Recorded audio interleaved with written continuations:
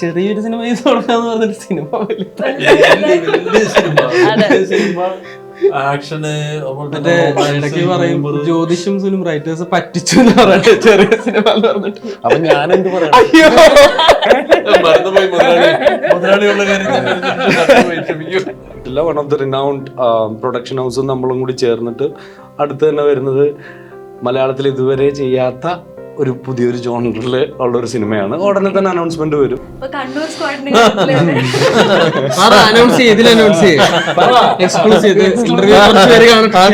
അടിച്ചപ്പോൾ എനിക്ക് ഇറങ്ങേണ്ട പോലെ ആദ്യമേ ചിരി തുടങ്ങിയത്.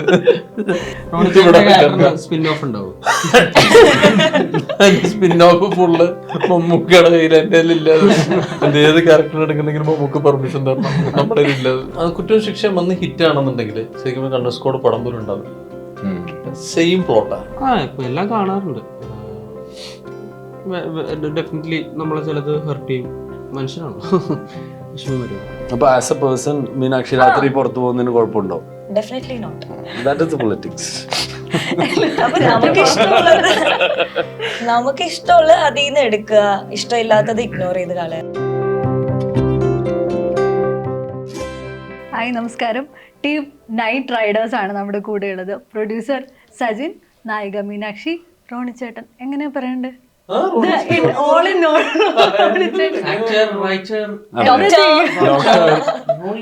ഡോക്ടർ ഇപ്പൊ മറന്നു.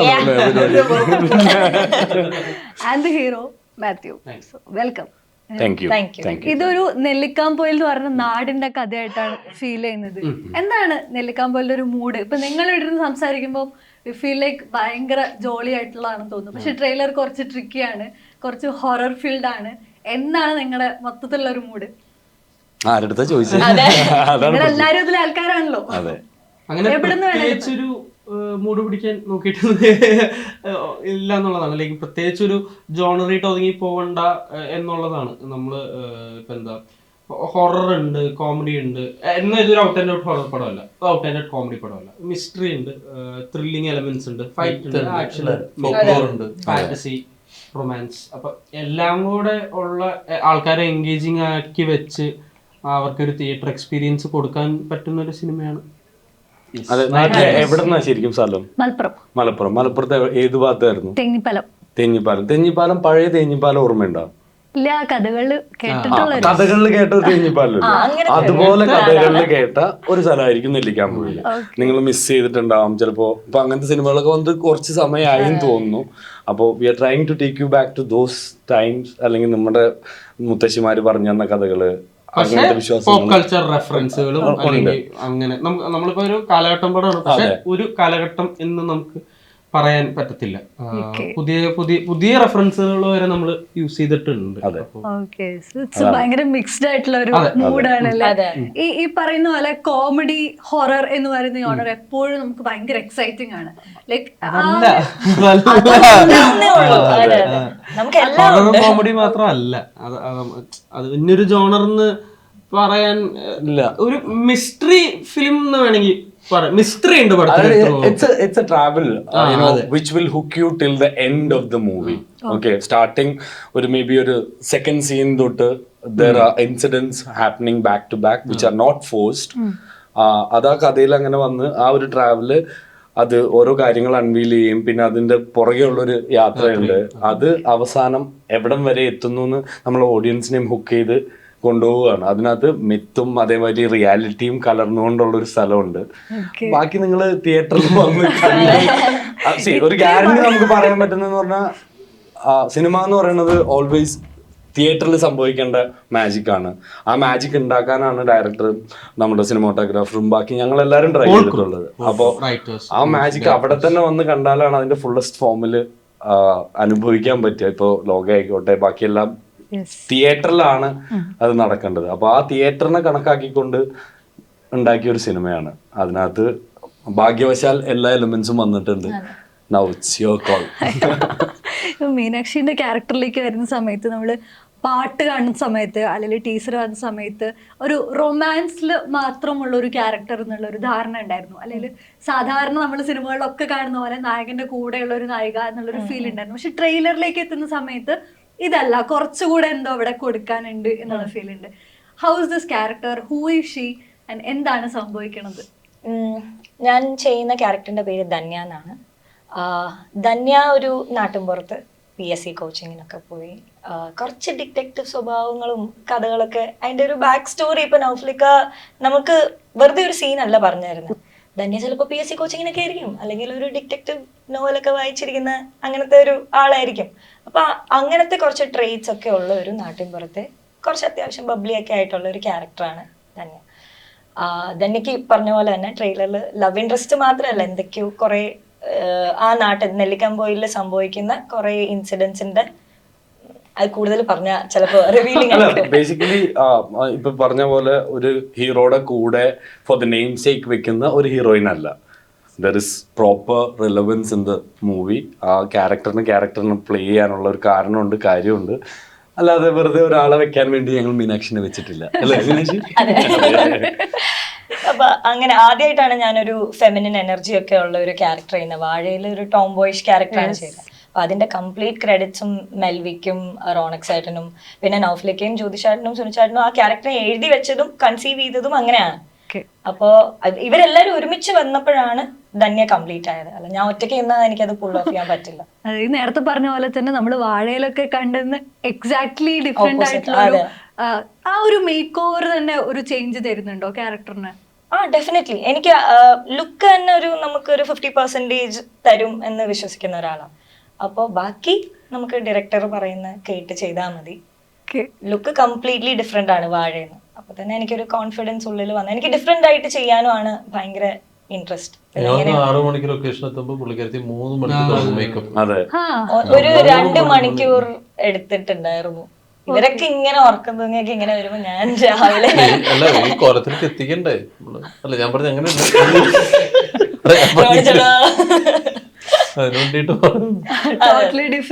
എനിക്ക് ഷോർട്ട് ഹെയർ ഇതിനേക്കാളും ഷോർട്ട് ആയിരുന്നു ആ വാഴ കഴിഞ്ഞ ഉള്ളൊരു ടൈം അല്ലേ. 2-3 എക്സ്റ്റൻഷൻ ഒക്കെ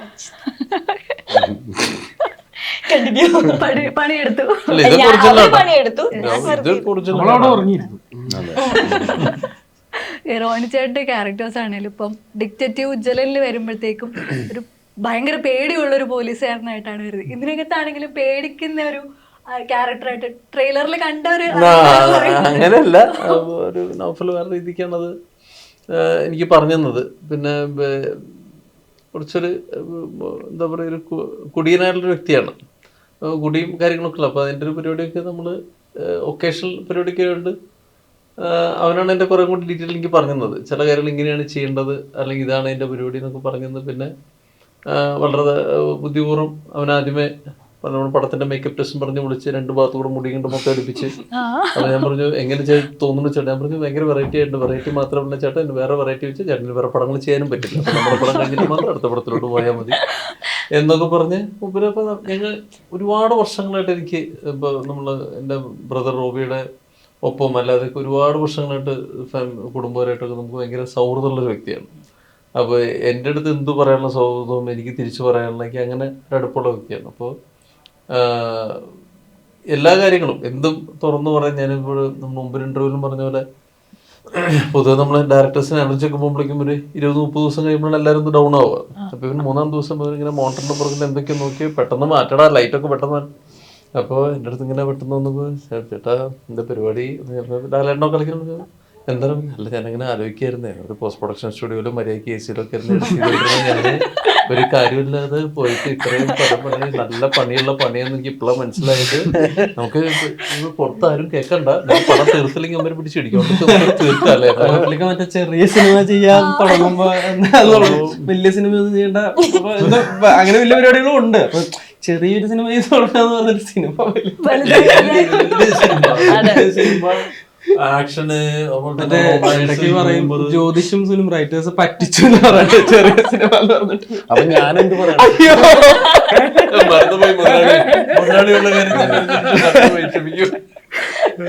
ചെറിയ സിനിമ ഒരു നിമിഷം നമ്മുടെ പ്രൊഡ്യൂസറെ കുറിച്ച് ഈ പറഞ്ഞ പോലെ ടെക്നിക്കലി വളരെ അവെയർ ആയിട്ടുള്ള ഒരാളാണല്ലോ ഡയറക്ഷൻ സ്പേസിലേക്ക് വരുന്നത്. അത് ഓഫ് കോഴ്സ് ഒരു സെറ്റിനെ വലിയ രീതിയിൽ ഇൻഫ്ലുവൻസ് ചെയ്യുന്നുണ്ടാവും. ആൾക്ക് കൃത്യമായിട്ട് എന്ത് വേണം വേണ്ട എന്നുള്ളൊരു ധാരണ ഉണ്ടാവുമല്ലോ.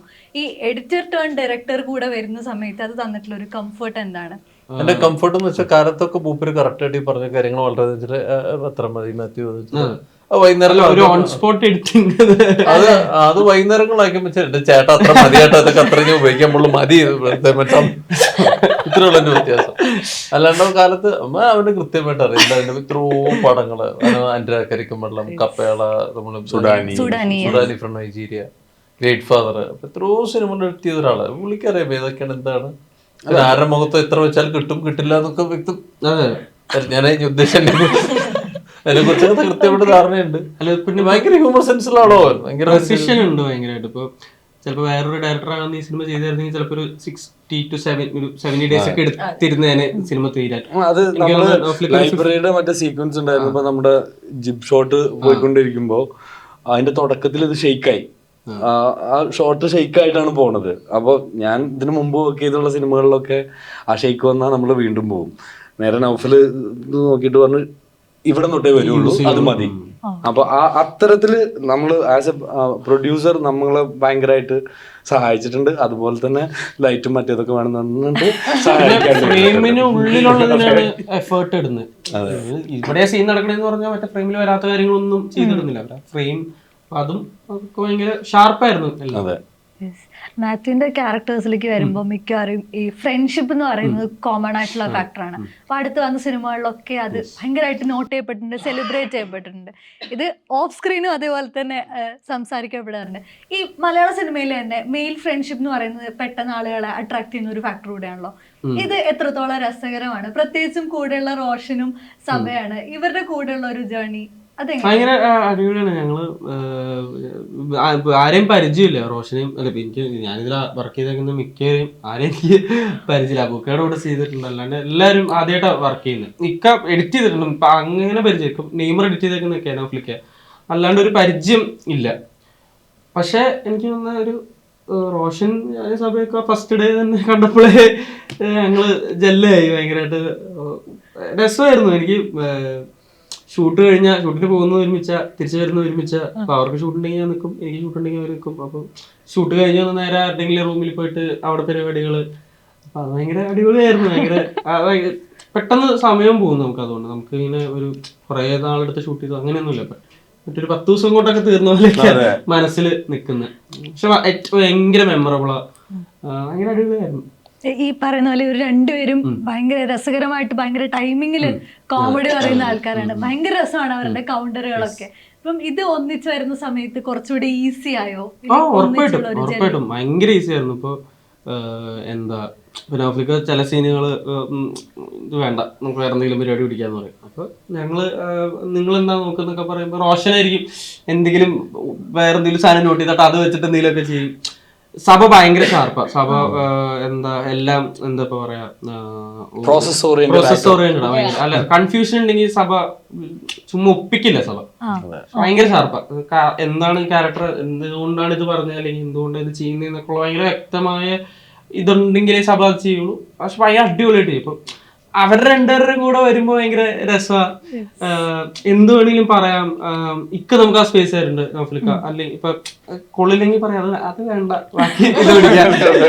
അപ്പൊ അങ്ങനത്തെ ഒരു ബാക്കിയുള്ള ക്രൂവും നമുക്ക് ആ സ്പേസ് ആയിട്ടുണ്ട്. കാരണം ഡെഫിനറ്റ്ലി ഡയറക്ടർ നമുക്ക് സ്പേസ് ആയിരുന്നു. പക്ഷെ ബാക്കിയുള്ളവരുമായിട്ട് ഇവരെന്താ കാണിക്കുന്നത്, കുറെ നേരം ആയാലും ഷൂട്ടൊന്നും ചെയ്യുന്നില്ലല്ലോ, ഇവരെന്താ ചെയ്തോണ്ടിരിക്കുന്നത് എന്നുള്ളതല്ല. എല്ലാവരും ആ സ്പേസ് ആയിട്ടുണ്ട്. അഭിച്ചേട്ടനെ ക്യാമറമാൻ ആയാലും എല്ലാവരും ആ സെറ്റിലുള്ള ബാക്കി യൂണിറ്റിൽ വർക്ക് ചെയ്യുന്ന ഏട്ടന്മാരായാലും നമുക്ക് ചായ ഉണ്ടെന്ന് കേട്ടോ എല്ലാവരും നമ്മൾ അവിടെ സമയം കളയല്ല, അവര് അതിന്റെ ഒരു പരിപാടിയിൽ നമ്മൾ ആ സ്പേസും ഫ്രീഡം ഒക്കെ തരുന്നുണ്ട്. അത് ഭയങ്കര അടിപൊളിയാണ്. അങ്ങനത്തെ സ്പേസിൽ പെർഫോം ചെയ്യാന്നുള്ളത് ഭയങ്കര അടിപൊളിയാണ്. ലിറ്ററലി ഈ പറഞ്ഞ മാതിരി നമ്മളൊരു ചെറിയ സിനിമയിൽ നിന്ന് തുടങ്ങി അതിനെ ഇങ്ങനെ വലുപ്പം വെപ്പിക്കുകയും അതിന്റെ സാധ്യതകൾ മനസ്സിലാക്കി അത് വലുതാവുകയാണ് ചെയ്തത്. അപ്പോൾ അതിന് ഇവരെല്ലാം കോൺട്രിബ്യൂട്ട് ചെയ്തിട്ടുണ്ട്. ഇവരുടെ കോംറാഡറി, ഇപ്പോൾ ബാക്കിയുള്ളവർ ചെയ്യുന്ന അബുക്ക് ചെയ്യുന്നതായാലും റോണി ചേട്ടൻ ചെയ്യുന്ന ഈ സീക്വൻസുകൾ വരുമ്പോൾ അത് കാണുമ്പോൾ നമുക്ക് കിട്ടുന്ന ഒരു ധൈര്യമുണ്ട്.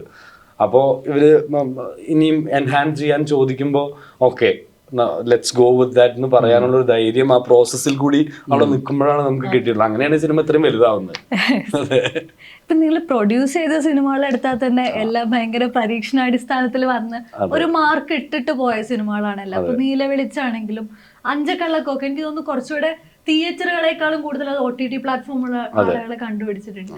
ഈ പരീക്ഷണ സിനിമകൾ എടുക്കാൻ മലയാള സിനിമയ്ക്ക് ഒരു വിമുഖത ഉണ്ടായിരുന്ന ഒരു സമയം ഉണ്ടല്ലോ, അവിടുന്ന് മാറുകയാണ്. അത് ആ ഒരു ചേഞ്ച്, ഒരു എക്സ്പെരിമെന്റ് ചെയ്യാം എന്നുള്ള ഒരു പ്രൊഡ്യൂസറിന്റെ ധൈര്യം വരില്ലേ, അത് എവിടുന്നാ വരുന്നത്? അതിന് ബേസിക് കാരണം എന്ന് പറഞ്ഞു കഴിഞ്ഞാൽ നമ്മുടെ ഇപ്പോൾ അറ്റൻഷൻ സ്പാൻ എന്ന് പറയുന്ന ഒരു 30 seconds അല്ലെങ്കിൽ റിയൽ ലൈഫ് മാത്രമുള്ള മെൻറ്റാലിറ്റി ഉള്ള മനുഷ്യന്മാരുള്ള ഒരു സമൂഹമാണ്. അതിന് ഇന്ത്യയിൽ തന്നെ അല്ലെങ്കിൽ ലോകത്തിൽ തന്നെ ഡിജിറ്റലി ഏറ്റവും ഇവോൾവ്ഡ് ആയിട്ടുള്ള ഒരു കമ്മ്യൂണിറ്റിയാണ് നമ്മൾ. അപ്പോൾ അവർക്ക് എല്ലാ തരത്തിലുള്ള കോണ്ടന്റിലായിട്ടുള്ള ആക്സസിബിലിറ്റി ഉണ്ട്, ഭയങ്കര നല്ല വാച്ചേഴ്സാണ്. അപ്പോൾ നമ്മൾ കൊടുക്കുന്ന കണ്ടന്റിൽ അങ്ങനെ എന്തെങ്കിലും ഇല്ല എന്നുണ്ടെങ്കിൽ അത് ഇപ്പം ഞാനാണെങ്കിൽ കാണില്ല, നിങ്ങളാണെങ്കിൽ കാണില്ല. അപ്പോൾ it's our responsibility that we come up with something that stands out. അത് ചെയ്തിട്ടില്ല എന്നുണ്ടെന്നുണ്ടെങ്കിൽ അത് നിലനിൽപ്പിനെ ബാധിക്കുന്ന കാര്യമാണ്. പിന്നെ ആസ് എ പ്രൊഡക്ഷൻ ഹൗസ് നമുക്ക് we aim for a long run. അപ്പോൾ അങ്ങനെ നടക്കണം എന്നുണ്ടെന്നുണ്ടെങ്കിൽ വേറിട്ട വഴിയിൽ കൂടി പോയാൽ തന്നെയാണ് അത് സാധ്യമാവുള്ളൂ എന്നാണ് വിശ്വസിക്കുന്നത്. അതിൻ്റെ ഭാഗമായിട്ടൊരു ബോധപൂർവമായ ശ്രമമാണ്. നമ്മൾ കഥകൾ കേൾക്കുമ്പോഴും പിക്ക് ചെയ്യുമ്പോഴും ആ കഥയിൽ അങ്ങനെ എന്തെങ്കിലും ഒരു വ്യത്യാസം, ഒരു പോയിന്റ് ഉണ്ടാവുമെന്ന് എപ്പോഴും മേക്ക് ഷുവർ ചെയ്യാറുണ്ട്. അതിന്റെ ഭാഗമായിട്ടാണ് ഇത്തരം സിനിമകൾ നമ്മൾ ചെയ്യുന്നത്.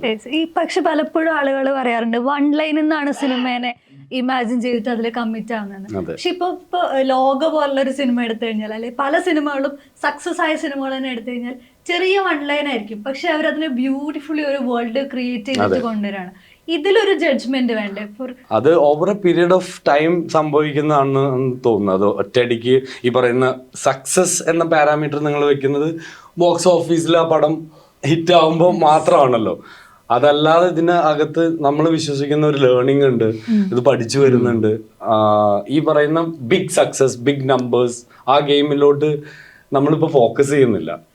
അത് അതിനകത്തോട്ട് എത്താനായിട്ടില്ല എന്നാണ് നമ്മൾ മനസ്സിലാക്കുന്നത്. പഠിച്ചുകൊണ്ടിരിക്കുന്നു, മേ ബി ടുമോറോ അങ്ങനത്തെ ഒരു ഇതിനകത്തോട്ട് വരാം. അല്ലെങ്കിൽ ആ ഒരു ബിഗ് ഫിലിംസിനകത്തോട്ട് എത്തണം എന്നുണ്ടെന്നുണ്ടെങ്കിൽ നമുക്ക് ഈ ലേണിംഗ് നിർബന്ധമാണ്. അതിൻ്റെ ഭാഗമായിട്ടാണ് നമ്മൾ ഇങ്ങനത്തെ സിനിമകൾ ചെയ്യുന്നത്. ഇതിനകത്ത് തന്നെ ഇപ്പോൾ ഈ തോട്ട് പറയുമ്പോൾ ആ തോട്ട് നമുക്ക് എക്സൈറ്റിംഗ് ആയിരിക്കണം. അതിന്ന് അതിൻ്റെ പെരിഫറലി ഇങ്ങനെയൊക്കെ ട്രാവൽ ചെയ്യാനുള്ള ഓപ്ഷൻസ് ഉണ്ടാവും എന്ന് തോന്നുമ്പോഴാണ് യെസ് ലെറ്റ്സ് ട്രൈ ദിസ് എന്ന് പറയുന്നത്. അപ്പോൾ അങ്ങനത്തെ സിനിമകൾ തന്നെ ആയിരിക്കും ഞങ്ങളുടെ അടുത്ത് നിന്ന് നിങ്ങൾക്ക് പ്രതീക്ഷിക്കാവുന്നത്. ഇനിയും അത് തന്നെയാണ്. ഇപ്പോൾ അനൗൺസ് ചെയ്തിട്ടില്ല, one of the renowned production ഹൗസും നമ്മളും കൂടി ചേർന്നിട്ട് അടുത്ത് തന്നെ വരുന്നത് മലയാളത്തിൽ ഇതുവരെ ചെയ്യാത്ത ഒരു പുതിയൊരു ജോണറിൽ ഉള്ളൊരു സിനിമയാണ്. ഉടനെ തന്നെ അനൗൺസ്മെന്റ് വരും. അപ്പോൾ അങ്ങനെ തന്നെ ആയിരിക്കും നമ്മൾ ശ്രമിച്ചുകൊണ്ടിരിക്കുന്നത്. അല്ലെങ്കിൽ ഒരു പാറ്റേൺ സിനിമ, അല്ലെങ്കിൽ ഇത്ര പൈസ എടുക്കാം എന്ന് വിചാരിച്ചിട്ട് ഒരു സിനിമ ഉണ്ടാക്കാൻ ഞങ്ങൾ ഉദ്ദേശിക്കുന്നില്ല. അതിന് നിങ്ങളും കൂടി സപ്പോർട്ട് ചെയ്താൽ നമുക്ക് കുറെ നല്ല സിനിമ ഉണ്ടാക്കാം അല്ലേ? അതെ. ഈ പറയുന്ന പോലെ ആഫ്റ്റർ റിലീസ് ആളുകൾ ഭയങ്കര ക്രൂഷ്യലായിട്ട് ഇതിന്റെ ചർച്ചകളൊക്കെ നിരീക്ഷിക്കുന്ന സമയമാണ്. ഇപ്പോൾ വാഴയിലെ ക്യാരക്ടർ നമ്മൾ നേരത്തെ പറഞ്ഞ വലിയ രീതിയിൽ സെലിബ്രേറ്റ് ചെയ്തു. അതേസമയം തന്നെ സോഷ്യൽ മീഡിയയിൽ പലപ്പോഴും ഇയാൾ എന്തിനാണ് രാത്രിയിൽ ചായ കുടിക്കാൻ ആശുപത്രിയിൽ പോകുന്നത്, അമ്പലത്തിൽ പൊരി കഴിക്കാൻ പോകുന്നത് എന്നുള്ള രീതിയിലുള്ള അങ്ങനത്തെ കമന്റുകളും വന്നിട്ടുണ്ട്. ഇപ്പം ഒരു ക്യാരക്ടറിനെ തന്നെ 2 തരത്തിൽ ആളുകൾ റിസീവ് ചെയ്യുന്ന ഒരു സിറ്റുവേഷൻ ഉണ്ടല്ലോ, അതിനെ മീനാക്ഷി എങ്ങനെയാണ് കാണുന്നത്? അല്ല, അതെല്ലാം വായിക്കാറുണ്ട് ഞാൻ. നമുക്ക് ഓഡിയൻസ് ഒരു സംഭവം കണ്ടിട്ട് എല്ലാം ഇഷ്ടപ്പെടണമെന്ന് നമുക്ക് നിർബന്ധം പിടിക്കാൻ പറ്റത്തില്ല. ചിലപ്പോൾ അവർക്ക് ഇഷ്ടപ്പെടാതിരിക്കാം. പല പല കൈൻഡ് ഓഫ് POV നമുക്ക് കിട്ടുകയാണ്. അത് ജസ്റ്റ് അവെയർ ആയിട്ടിരിക്കുക. അതിനൊക്കെ ഓരോ ഇമ്പോർട്ടൻസ് ഞാൻ ശരിക്കും കൊടുക്കുന്നുണ്ട്, അല്ലാതെ കംപ്ലീറ്റ്ലി ഇഗ്നോർ ചെയ്യുന്നില്ല. പുതിയൊരു POV ആണ് എന്നെ ഇൻട്രൊഡ്യൂസ് ചെയ്തവർ തരുന്നത്. അപ്പൊ ആസ് എ പേഴ്സൺ മീനാക്ഷി രാത്രി പുറത്തു പോകുന്നതിന് കുഴപ്പമുണ്ടോ? Definitely not. That is the politics. അപ്പൊ നമുക്ക് ഇഷ്ടമുള്ള അതിൽ നിന്ന് എടുക്കുക, ഇഷ്ടമില്ലാത്തത് ഇഗ്നോർ ചെയ്ത് കളയുക. അല്ലാതെ അതിനെ കൂടുതൽ ഇമ്പോർട്ടൻസ് കൊടുത്ത് അയ്യോ ഇനി അവരിങ്ങനെ പറഞ്ഞു ഇനിയിപ്പോ ഞാൻ എന്ത് ചെയ്യും, അങ്ങനെ ഇരുന്നാൽ നമുക്ക് ഒന്നും ജീവിക്കാൻ പറ്റത്തില്ല. നല്ലതെടുക്കുക, അത്രേ ഉള്ളൂ. ഈ ഡൊമിനിക്കിലെ ക്യാരക്ടർ ഇതേപോലെ വലിയ രീതിയിൽ ശ്രദ്ധിക്കപ്പെട്ടു, പക്ഷെ അത് കുറച്ച് സമയത്തിനുള്ളിൽ തന്നെ മാറിപ്പോവാൻ ചെയ്തിട്ടുണ്ട്. അപ്പം ഈ ഓഫ് കോഴ്സ് അതിലെ സെറ്റ് എന്ന് പറയുന്നത് ഡ്രീം പ്രോജക്റ്റ് ആണ്. How was that experience? അത് സത്യം പറഞ്ഞാൽ എനിക്ക് കുറച്ച് ദിവസം ഉണ്ടായിരുന്നുള്ളൂ, പക്ഷെ എനിക്ക് ഏറ്റവും ഇഷ്ടപ്പെട്ട വർക്കിംഗ് ടൈം ആയിരുന്നു. കാരണം പ്രൊഡ്യൂസർ It's അടുത്ത okay. സിനിമയുടെ സത്യം പറഞ്ഞോട്ടെ. അല്ല അടുത്ത സിനിമയുടെ പ്രൊഡ്യൂസർ ഇരിക്കുന്നു. അല്ല എനിക്ക് മനസ്സിലായി, ഡോമിനിക് അല്ലേ ചോദിച്ചത്? അതല്ലടാ, ആ. നിനക്ക് ഏറ്റവും ഇഷ്ടമില്ല. അയ്യോ അങ്ങനെ ശ്ശെ, ഇതാണ് പ്രശ്നം. ഞാൻ ഉദ്ദേശിച്ചത് എന്നെ പോലൊരു ഫ്രഷർ അറിയാലോ, എന്നെ പോലൊരു ഫ്രഷറിന് ഞാൻ വാഴ കഴിഞ്ഞ് നേരെ പോകുന്ന മമ്മൂക്കയുടെ കൂടെയും നേരെ പോകുന്ന ഗൗതം വാസുദേവ് മേനൻ സാറുമാണ്. അപ്പോൾ എനിക്ക് ഒന്നും അതിനകത്ത് പ്രത്യേകിച്ച് പെർഫോമൻസ് വൈസ് നോക്കാനാണെങ്കിൽ അധികം സ്ക്രീൻ സ്പേസ് ഒന്നും ഇല്ല. ബട്ട് സ്റ്റിൽ ഞാൻ ഉണ്ടായിരുന്ന ടൈമിൽ എനിക്ക് കുറെ പഠിക്കാൻ പറ്റി, എങ്ങനെയാണ് സീനിയേഴ്സ് സെറ്റിലൊക്കെ ബിഹേവ് ചെയ്യുന്നത്. അല്ലെങ്കിൽ എൻ്റെ അടുത്തൊക്കെ ഭയങ്കര കൺസിഡറേറ്റ് ആയിരുന്നു ഗൗതം സാർ. ഞാനിങ്ങനെ ആലോചിച്ചിട്ടുണ്ട്, എന്തിനാ എൻ്റെ അടുത്ത് ഇത്രയും സംസാരിക്കുന്നത്, അങ്ങനെയൊക്കെ ആലോചിച്ചിട്ടുണ്ട്. പക്ഷെ അതാണ്, നമുക്ക് കുറെ പഠിക്കാൻ പറ്റും, ഇങ്ങനത്തെ ഓരോ എക്സ്പീരിയൻസിലൂടെയാണ് നമുക്കത് പഠിക്കാൻ പറ്റും. So I am very grateful. അല്ല, ഏതൊരു ആസ്പയറിംഗ് ആക്ടേഴ്സിനും അവരുടെ ഡ്രീം ഫ്രെയിംസ് അല്ലെങ്കിൽ എല്ലാവർക്കും ഉണ്ടാവില്ലേ? അപ്പൊ അത് സംഭവിക്കും. ഒബിയസ്ലി അത് തന്നെ ആയിരിക്കും ക്ലോസ് ടു ഹാർട്ട്. അതിനകത്ത് ഇതെന്ത് പറ്റി? എനിക്ക് എല്ലാം, ഞാൻ അഭിനയിക്കുന്ന എല്ലാ ഒന്നുമില്ല പടങ്ങളും കുട്ടി, വിടൂ. കുഴപ്പമില്ല, എന്റെ കുട്ടിക്ക് ഒന്നുമില്ല, വിടൂ, പോട്ടെ. ഏറ്റവും ക്ലോസ് ടു അങ്ങനെ എനിക്ക് എല്ലാം ക്ലോസ് ടു ഹാർട്ടാണ്. പ്രശ്നം അതാണ് സംഭവം. നകുലിന് ഇവിടെ തന്നെ ഉണ്ട്.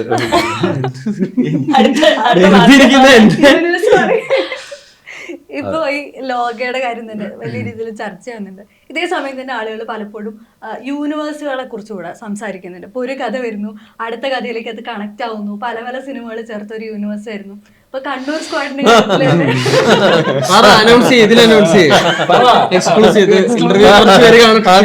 അടിച്ചപ്പോൾ എനിക്ക് ഇറങ്ങേണ്ട പോലെ ആദ്യമേ ചിരി തുടങ്ങിയത്. അപ്പൊ ഞാൻ ചോദിക്കണ്ടല്ലോ, ഞങ്ങളുടെ കൂട്ടത്തിലൊരു യൂണിവേഴ്സുള്ള ആളാണ്. അതെ, ഞാൻ കോമിക്സിലോട്ട് ക്ലബ് ചെയ്യാൻ പോവാ. സ്പിൻ ഓഫ് ഉണ്ടാവും. സ്പിൻ ഓഫ് ഫുള്ള് മമ്മൂക്കയുടെ കയ്യിൽ എന്റെ ഇല്ലാതെ. ഏത് ക്യാരക്ടർ എടുക്കണമെങ്കിൽ മമ്മൂക്ക് പെർമിഷൻ തരണം, നമ്മുടെ ഇല്ലാതെ. അല്ല ഫാദർ കഥകൾ അതാ ഫാദറിന്റെ കാര്യം പറഞ്ഞേ. എന്തുണ്ടെങ്കിലും പ്രൊഡ്യൂസറിന്റെ കയ്യില. അല്ല, he has to come back, let him come back. എന്തായാലും ഹെൽത്ത് വൈസ് എല്ലാം ഓക്കെ ആണെന്ന് അറിഞ്ഞു. ഇപ്പോൾ നമുക്ക് അടുത്ത മാസം വരും എന്നുള്ളതിന് അറിഞ്ഞത്. അടുത്ത ദിവസം വരട്ടെ വന്നിട്ടല്ലേ. ഈ ഇപ്പൊ പറഞ്ഞ പോലെ മെഡിക്കൽ ഫീൽഡ് ഒരു ബാക്ക്ഗ്രൗണ്ട് കൂടെ ഉള്ള ആളാണ്.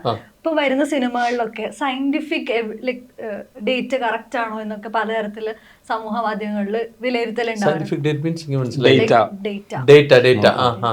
ഇപ്പം ഹൃദയപൂർവ്വം ഒക്കെ വരുന്ന സമയത്ത് എന്തുകൊണ്ട് ഒരു ഹാർട്ട് പേഷ്യന്റ് ഇങ്ങനെ പെരുമാറുന്നു എന്നുള്ള ക്ഷമിക്കണം, ഞാൻ കാണാൻ പറ്റിയില്ല പടം, സോറി. അല്ല, അത് റിലേറ്റ് ചെയ്തിട്ടല്ല, അതില് പോർട്രേൽ ഉണ്ട്. ഒരു പേഷ്യന്റിനെ എങ്ങനെയാണ് നിങ്ങൾ പോർട്രേ ചെയ്യുന്നത്, അതിനെ പറ്റി ഒരുപാട് സംസാരങ്ങൾ വന്നിട്ടുണ്ടായിരുന്നു. ഡോക്ടർ ഹാരിസ് വന്നിട്ട് ഇയാൾ ഇങ്ങനെ പെരുമാറില്ല, എന്തുകൊണ്ട് സിനിമയിലേക്ക് വരുമ്പോ ഇങ്ങനെ ഒരു പോർട്രേൽ വരുന്നു എന്നുള്ള ചോദ്യങ്ങൾ. നമ്മൾ സിനിമയിൽ വരുമ്പോ നമുക്ക് ഇപ്പൊ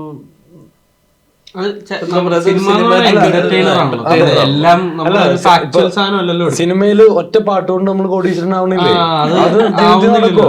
അപ്പൊ ആ ഒരു ആവിഷ്കാര സ്വാതന്ത്ര്യം അത് ഉണ്ടാക്കുന്നവർക്ക് ചോദിച്ചാലുള്ളൊരു ഉത്തരമാണ്. ഞാനിപ്പോ അടുത്ത് ഒരു പോലീസ് ഓഫീസർ, ഭയങ്കര സീനിയർ മോസ്റ്റ് പോലീസ് ഓഫീസറുണ്ട്, പുള്ളി പറഞ്ഞു കുറ്റവും ശിക്ഷയും എന്ത് നല്ല സിനിമയായിരുന്നു, എന്ത് നല്ല സിനിമയായിരുന്നു, ഭയങ്കര റിസൾട്ട് എടുത്തിട്ടുണ്ടായിരുന്നു. അപ്പൊ എന്നോട് അത് എങ്ങനെ ഉണ്ടായിരുന്നു റോണി എന്ന് ചോദിച്ചു. സാർ അത് പടം നമ്മൾ ഫിനാൻഷ്യൽ ഇത് നെറ്റ്ഫ്ലിക്സിൽ പടം വന്നിട്ടുണ്ട് സാറ്, പക്ഷെ അത് ഫിനാൻഷ്യലി അത് ഓടിയില്ല.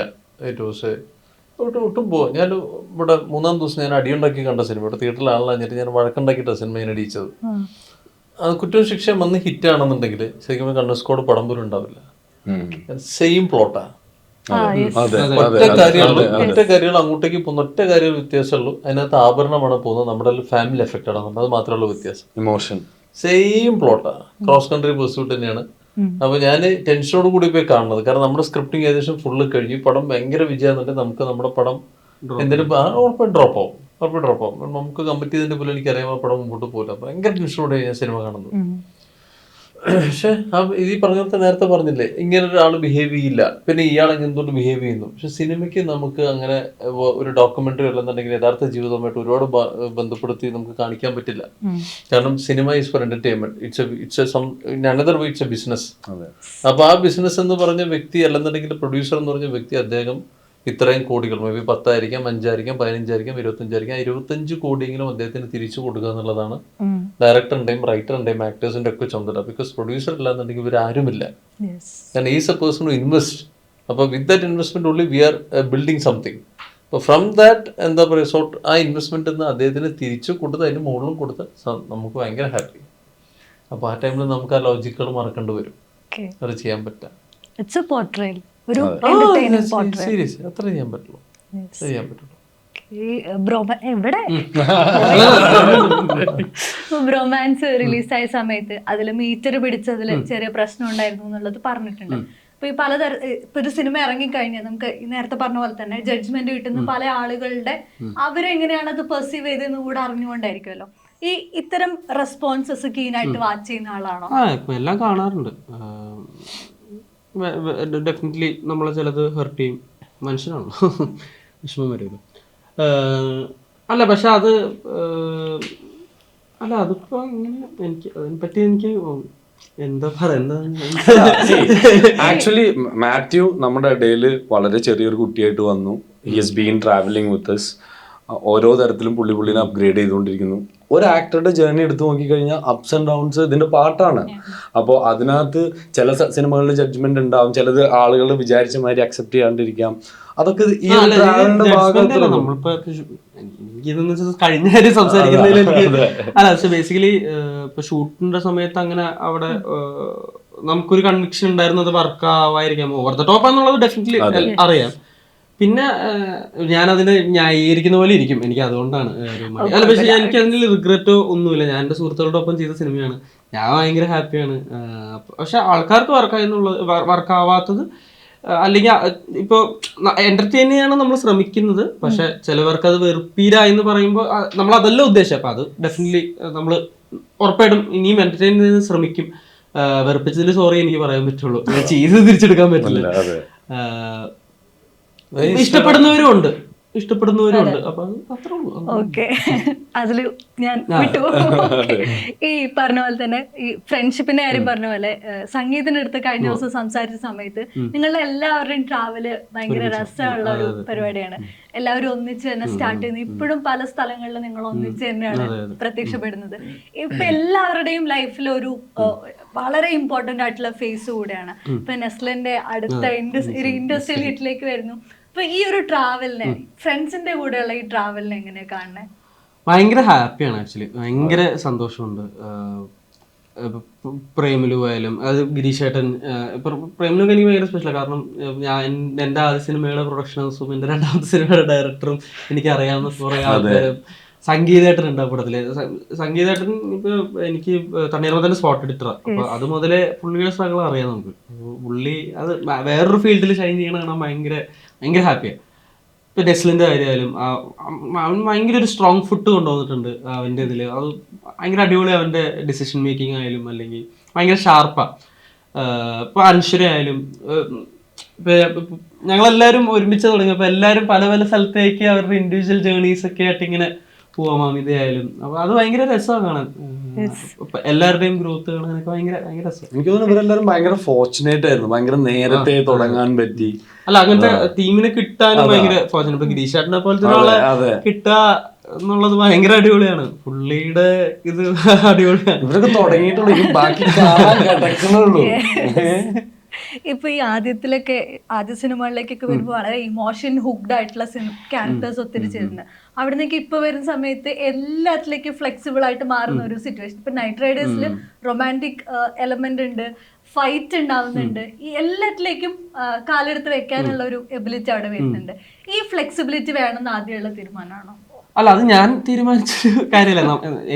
എല്ലാം ചെയ്യാൻ പറ്റണം എന്നുള്ളതാണ്. എന്താണേലും നോന്നല്ല, നമ്മൾ ശ്രമിക്കണം. അത് പരാജയപ്പെട്ടാൽ വീണ്ടും അത് കുറച്ചും കൂടെ അതിനെ മനസ്സിലാക്കി വന്നിട്ട് വീണ്ടും ശ്രമിക്കണം എന്നുള്ളതാണ് ആറ്റിറ്റ്യൂഡ്.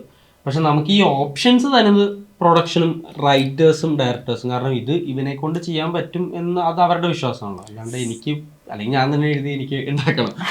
അത് ആ ട്രസ്റ്റ് നമ്മളിൽ തരുമ്പോഴാണ് നമുക്ക് അത് കുറച്ചും കൂടെ എഫിഷ്യൻ്റ് ആയിട്ട് ചെയ്യാൻ പറ്റുള്ളൂ. അത് all credits to directors, writers and technicians. അവരാണ് നമ്മളെ വൃത്തിയായിട്ട് കാണിക്കുന്നത്. അല്ലെങ്കിൽ ഇപ്പോൾ റൈറ്റേഴ്സ് ആയാലും അവരില്ലെങ്കിലും ആക്ടേഴ്സിന് ഒരു പ്രശസ്തി ഇല്ല. നമ്മൾ എന്ത് ചെയ്തിട്ടും കാര്യമില്ല. Full credits to technicians. So ഇതിന്റെ നമ്മുടെ റൈറ്റേഴ്സിനെ കുറിച്ച് പറഞ്ഞ ജ്യോതിഷം സുലുവാണ് നമ്മുടെ റൈറ്റേഴ്സ്. പ്രണയവിലാസത്തിന് ശേഷം അവർ എഴുതുന്ന സിനിമയാണ്. പ്രണയവിലാസം ശരിക്കും പറഞ്ഞാൽ ഏറ്റവും നല്ല കുറച്ച് കഴിഞ്ഞ വർഷങ്ങളിലെ ഏറ്റവും നല്ല തിരക്കഥകളിൽ ഒന്നാണ്. വളരെ ചുരുങ്ങിയ ബഡ്ജറ്റ് എന്നാൽ നമ്മളെ കഥയിൽ ഹുക്ക് ചെയ്ത് ഒരു അവസാനം വരെ പോകും. ഭയങ്കര ഈ നെല്ലിക്കാമ്പോയിൽ എന്നുള്ള ഒരു വേൾഡ് ക്രിയേറ്റ് ചെയ്യാൻ ഇവരെല്ലാരും, അതിപ്പോ മ്യൂസിക് ചെയ്തേക്കുന്ന നെഹിം ജാക്സണാണ്. ഭയങ്കര ഗംഭീര വർക്കാണ്.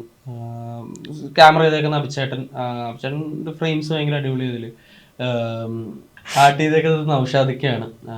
അപ്പോൾ art costumes Melvy, makeup Ronex ആയിട്ട്. അപ്പൊ ഇവരെല്ലാരും ചേർന്ന് ഇവരെല്ലാരും ചേർന്ന് ഈ വേൾഡ് ബിൽഡ് ചെയ്തേക്കുന്നത്. ഈ വേൾഡ് എവിടെയെങ്കിലും നമുക്ക് ഫേക്കാന്ന് തോന്നിക്കഴിഞ്ഞാൽ കഥ ഫുൾ ഡിസ്റപ്റ്റ് ആവും, നിൽക്കില്ല. അപ്പൊ അത് ഭയങ്കര ഷാർപ്പായിട്ട് ഇവരെല്ലാരും ചെയ്തിട്ടുണ്ട്. ഭയങ്കര അടിപൊളിയാണ്. ഈ പ്രണയവിലാസത്തിലും ആ സ്ഥലത്തിനെ ബിൽഡ് ചെയ്തെടുക്കാല് ഓരോ ക്യാരക്ടേഴ്സും നമുക്കൊക്കെ അറിയുന്ന ഒരാളെ നമ്മുടെ സ്ക്രീനിൽ കൊണ്ടുവരാന്നുള്ളൊരു അത് തന്നെയാണോ നൈറ്റ് റൈഡേഴ്സിലും നിങ്ങളെ ഹുക്ക്? നമുക്ക് ഫാന്റസിയാണ് പറഞ്ഞ പോലെ, റിയാലിറ്റി ഉണ്ട്. പക്ഷെ ജ്യോതിഷും അവര് വരുന്നത് ഭയങ്കര റൂട്ടഡ് ആയിട്ടുള്ള ഒരു സ്ഥലത്ത്.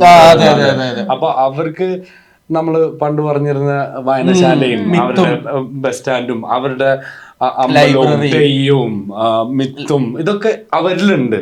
അപ്പൊ അതിനെയാണ് അവർ പോർട്രേ ചെയ്തുകൊണ്ടിരിക്കുന്നത്. അപ്പോ അങ്ങനെയാണ് ഈ സിനിമ ഉണ്ടാവുന്നത്. ഫിക്ഷണൽ ആണെങ്കിലും നമ്മൾ ജെന്യൂൻ ആയിട്ടാണ്, ഫിക്ഷനാന്ന് പറഞ്ഞ് എന്തും ചെയ്യാം എന്നുള്ള ലിബർട്ടി നമ്മൾ എടുത്തിട്ടില്ല. നമ്മൾ ഭയങ്കര ജെന്യൂൻ ആയിട്ടാണ് അതിന് അറ്റംപ്റ്റ് ചെയ്തേക്കുന്നത്. ജെന്യൂൻ ആയിട്ട് തന്നെ വന്നിട്ടുണ്ട്. നിങ്ങളുടെ ടോക്കിന്നും ട്രെയിലറിനും ഒക്കെ we are also excited to watch Night Riders. എന്താണ് അവിടെ നടക്കുന്നതെന്ന് കാണാം. Thank you so much. October 10 Night Riders കാണാൻ ചന്ദ്രമുണ്ടാവുമെന്ന് പ്രതീക്ഷിക്കുന്നു. Thank you. Thank U.